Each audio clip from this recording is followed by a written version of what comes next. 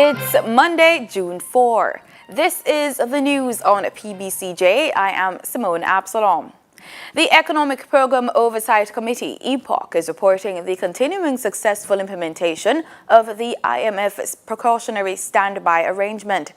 However, it has concerns about inflation coming in lower than projected and the fact that the new public sector wage agreement is still to be completed.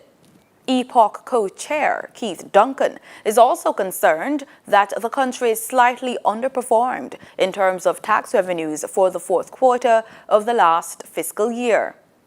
EPOC co-chair Keith Duncan says Jamaica continues to outperform benchmarks under the IMF's precautionary standby arrangement. He told the Nationwide News recently that all targets have been met for the fiscal year 2017-2018. Minister of Transport and Mining, Robert Montague, has said that the transfer of approximately 2,000 titles owed to families who have been relocated from bauxite mining lands will be a priority. Montague told the House of Representatives as he made his contribution to the annual sectoral debate at Gordon House last Wednesday that a land titling task force has already been established for the industry and that he would co-chair the body. This is a priority, Mr. Speaker. We cannot relocate people from their lands that have a title, transfer them to other lands, but do so and do not give them a title. We are moving to correct that.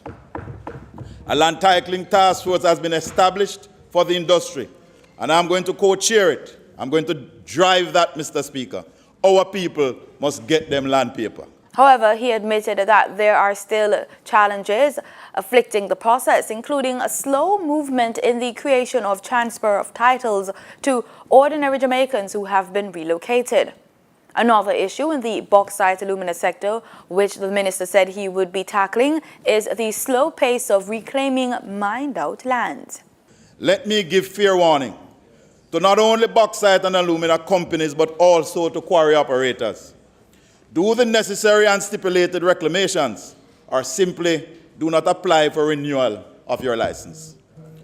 There are too many scars on our landscape, too much damage to the environment.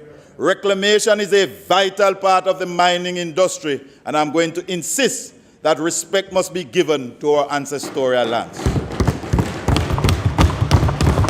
The business community under the Jamaica Chamber of Commerce JCC umbrella is urging legislators to clarify the role of the Minister of National Security as set out in the proposed Data Protection Act that is now before Parliament. Making a presentation on the bill at a breakfast seminar the Chamber hosted in Kingston last week, Attorney at Law Andrea Kanash made the point that the proposed law empowers the minister to exempt personal data, but that, quote, the exemption appears to be based on state secret and national security concerns, but is not clear when or how it should be exercised, end quote. The JCC is among a number of organizations that have already made submissions to the Joint Select Committee of Parliament reviewing the legislation, which went to Parliament in October 2017. The Media Association of Jamaica and the Press Association of Jamaica are among the professional groups which are pushing hard for exemption from the Data Protection Act. Chairman of the MAJ, Christopher Barnes, in his arguments to Dr. Andrew Wheatley, chaired the JSE in February, said the proposed bill raised serious concerns for media houses as it threatens freedom of press and infringes on constitutional rights. The Act provides for the confidentiality of personal data held by companies, organizations, government, and other entities, and the protection of the rights of individuals in relation to their personal data. The Police High Command will soon announce additional strategies aimed at reducing robberies and other crimes in major districts in the corporate area. This, according to Deputy Commissioner in charge of crime, Suin Hay. Speaking recently on RJR, he said there has been some success in placing personnel from the police at several traffic intersections in Kingston and St. Andrew as a specific strategy was used to reduce traffic congestion. The police in Antigua and Barbuda have arrested and charged a Jamaican woman Cheryl Thompson in relation to human trafficking. Thompson, who is owner of Jamdong nightclub, was charged with 4 counts of human trafficking. Investigators say the charges were laid after operations were conducted on 2 establishments, including Jamdong nightclub last year. Several Jamaican women who were deemed to be potential victims of human trafficking were questioned and released. Thompson appeared in court and was offered bail to the sum of EC $200,000. In regional news, CARICOM members, along with representatives from Puerto Rico, are participating in a resilience and effects of climate change debate in Cuba. Richard Richards was at the opening ceremony and gives us the details. Cuba and 13 member states of the Caribbean Community, CARICOM, along with Puerto Rico and with the exclusion of Montserrat and Belize, are participating in the International Science School of UNESCO in Havana, debating issues focused on the building of resilient societies through links between research, disaster risk reduction, and climate change adaptation in the Caribbean. The opening ceremony of this international event was chaired by Nada Al-Nashif, Assistant Director General for Social and Human Sciences of UNESCO. I think there's 2 things that are very important today. Creo que en el día de hoy hay 2 cuestiones que son One de gran is the importancia. importance of Cuba's own experience. En primer lugar, es la propia experiencia de This Cuba. very extensive strategy that has been put in place. La estrategia amplia que ha diseñado y ha And the implementado action plan, which shows the importance of using science for y el plan decision de making. acción que indica la importancia de utilizar la ciencia para la toma de decisiones. And this is a core mandate for UNESCO. Todo lo cual es uno de los principales mandatos de la UNESCO. The other is obviously Cuba's relationship with CARICOM, Lo otro, obviamente, es la relación de Cuba con la CARICOM, which allows us, through Cuba's hosting, to really bring together the sub-region. Cuba, in the voice of Deputy Minister of Science, Technology and Environment, America Santos, presented Cuba's experience in the task baptized with the name LIFE, that is supported on scientific investigations, which assures, for example, the growing height of the sea's level in 27 centimeters for the year 2050 and in 85 centimeters by 2100. Members of academies, representatives of civil societies of CARICOM are pursuing the goal of a sustainable development in each of their countries based on the knowledge provided by scientific evidence. Direct from Cuba, Richards, Canal Caribe. The United Nations Environment Programme, UN Environment, says several countries in Latin America and the Caribbean are using taxes, bans, and technological innovation to restrict the production and consumption of plastic bags and reduce their harmful impact on oceans and marine species.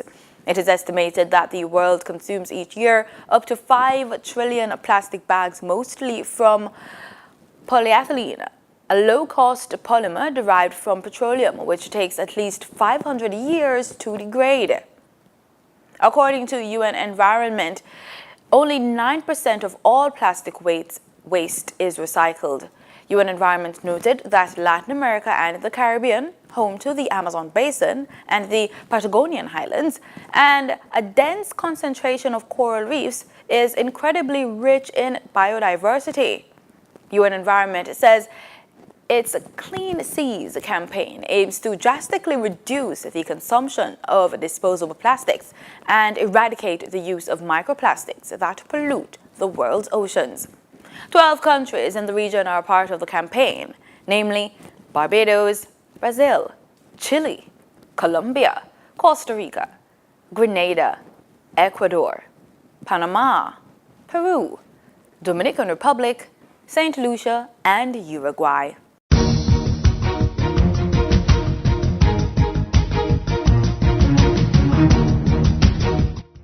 In sports, Jamaican track star Usain Bolt is thrilled about representing Norwegian football team to a practice match against countries under 19 this week. Bolt, the 100 and 200 meters world record holder, has already trained in Borussia Dortmund and South African club Sundowns this year. He will captain a team of celebrities and footballers in a charity game next month. Bolt has been training with the club for a week in preparation for the soccer aid match for UNICEF on June 10 at Old Trafford. He's hoping to impress the various scouts that he expects to be at the charity match.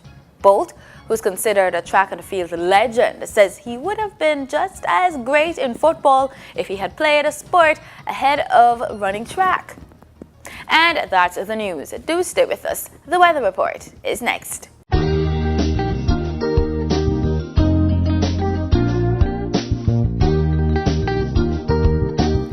This is PBCJ's weather report. Thanks so much for staying with us. Let's start with our local currents. In Kingston, Rhino, the temperature is just about 30 degrees Celsius. It's pretty warm out. It feels like 34 degrees Celsius. Wind speed is east-southeast at 26 kilometers per hour. Over there in Montego Bay, St. James, we're seeing a forecast of some cloudy conditions, but it's pretty sunny out with a warm temperature, 28 degrees Celsius. Humidity is at 70%. Let's take a look at what's happening today across the island. We're seeing warm temperatures between 29 and 34 degrees Celsius. It's going to be pretty warm out. Continuing on to this evening, we're looking at some cloudy conditions in the north end of the island. We're looking at the probability of rainfall over there in Negril, and in the eastern end of the island, we could be getting some rainfall over there in St. Thomas.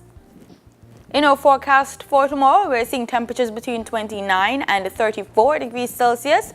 We're looking at a possibility of rainfall over there in the Negril. Should be cloudy conditions over there in the eastern end of the island. In our forecast for tomorrow, those of you who are planning to leave the island to other parts of the Caribbean, we're looking at warm temperatures between 29 and 33 degrees Celsius. We could be getting some rainfall in the eastern end of the Caribbean, and we're getting some rainfall over there in Cuba as well. We're looking at cloudy conditions forecast for Nassau, Bahamas. And in our travel planner, we're looking to the United States. We're seeing areas like Los Angeles, Miami, New York, and Atlanta, predominantly warm temperatures forecast for tomorrow and sunny skies for those areas. And that's it for the weather report. Thanks so much for making it PBCJ. Remember, we are the People's Station.